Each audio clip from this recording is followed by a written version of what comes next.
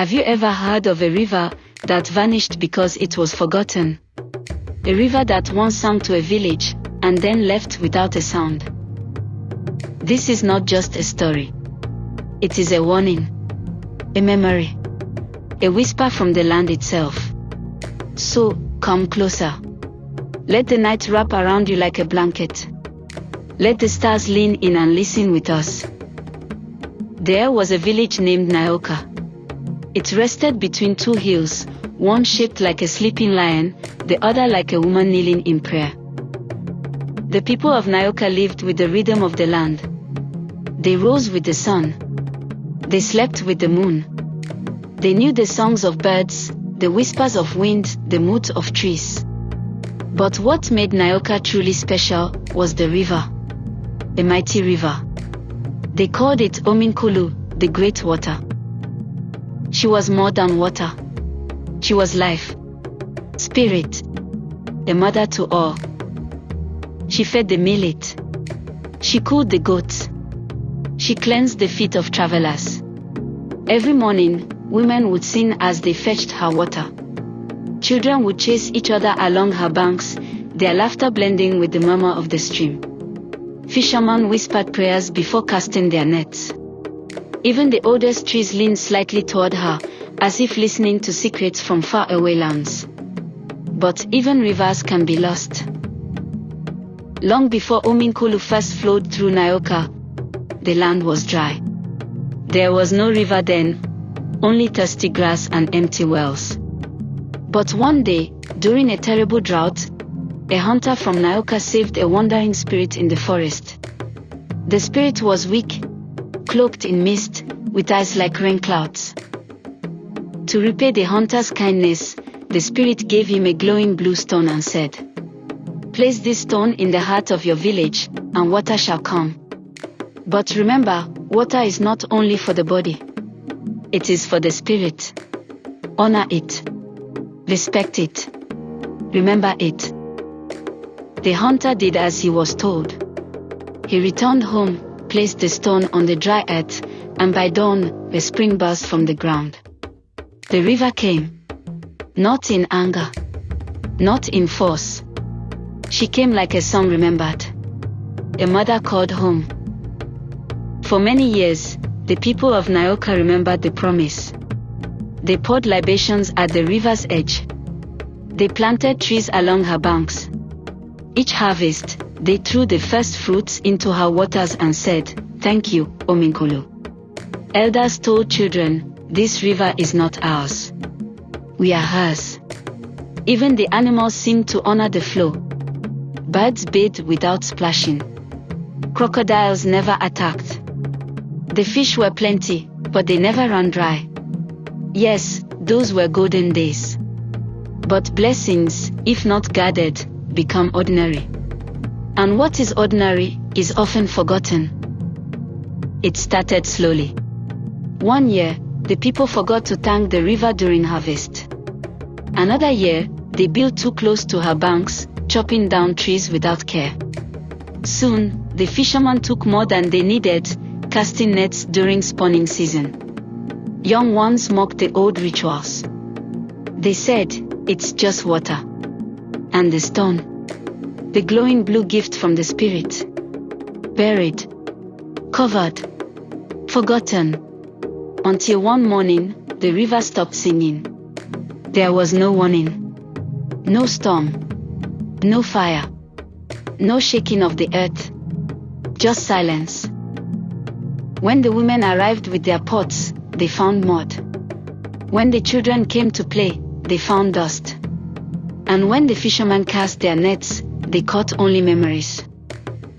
Panic filled the village. They prayed.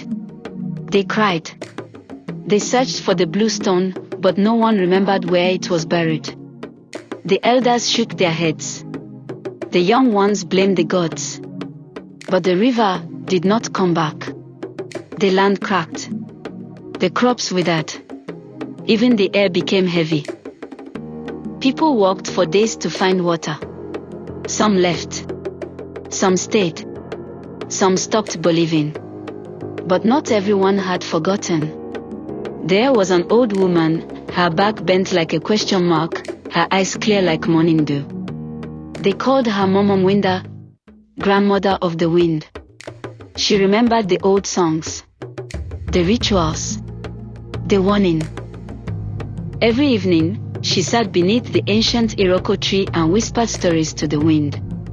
And the wind listened. And so did a boy. He had no name the village cared to use. They called him quiet, strange, the listener. While others shouted, he listened. He listened to the way the trees breathed, the way ants moved in patterns, the way the old woman hummed her stories like lullabies for the earth.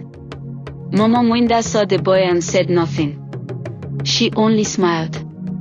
Because she knew, the earth speaks not to those who talk, but to those who wait. One night, under a sky swollen with stars, the boy heard the wind call. He stood up, walked past the sleeping goats, past the ash of cooking fires, and into the wild. He followed the sound of silence. Through dry grass, past termite hills, across stones hot from the day. At dawn, he reached a hill shaped like a lion lying in wait. There, hidden in its shadow, was a cave. Inside, it smelled of damp stone and forgotten stories. In its heart, a stone. Round. Blue. Glowing. The boy bowed. He didn't touch it at first. He just listened. And the stone paused softly, like a drum remembering its beat. Then, with two hands, the boy lifted it. The ground stirred. The spirit smiled, not seen, but felt. And the boy walked home. Before the sun rose fully, the boy returned. The village was waking, tired, angry, dusty. They stared as the boy walked past them all, straight to the center of Nyoka. To the place where the river once flowed. He knelt, dug a hole with his hands, placed the stone gently in the earth. Nothing. Then, a tremble. A breath beneath the soil. A soft sound, like laughter returning. The ground cracked. And from it, water. First a whisper. Then a stream. Then a river. She returned. Not because she was called. Because she was remembered. The people cried. They sang. They bathed and wept and laughed. And someone asked, "What shall we name her now?" Some shouted hope. Others said the boy's name. But the wind spoke again. One word. Remembrance. And everyone fell quiet. Because it was true. The river came back, not for gold. Not for shouting. She came back for memory. Because when we forget our roots, the water dries. But when we remember, everything flows. Even today, they say, if you walk near the river Remembrance, and sit quietly near her edge, she will speak to you.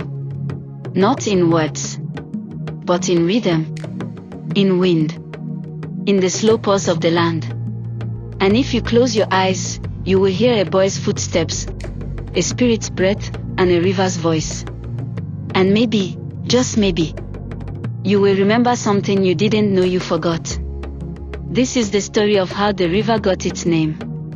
A story not just of water, but of respect, of memory, and of return.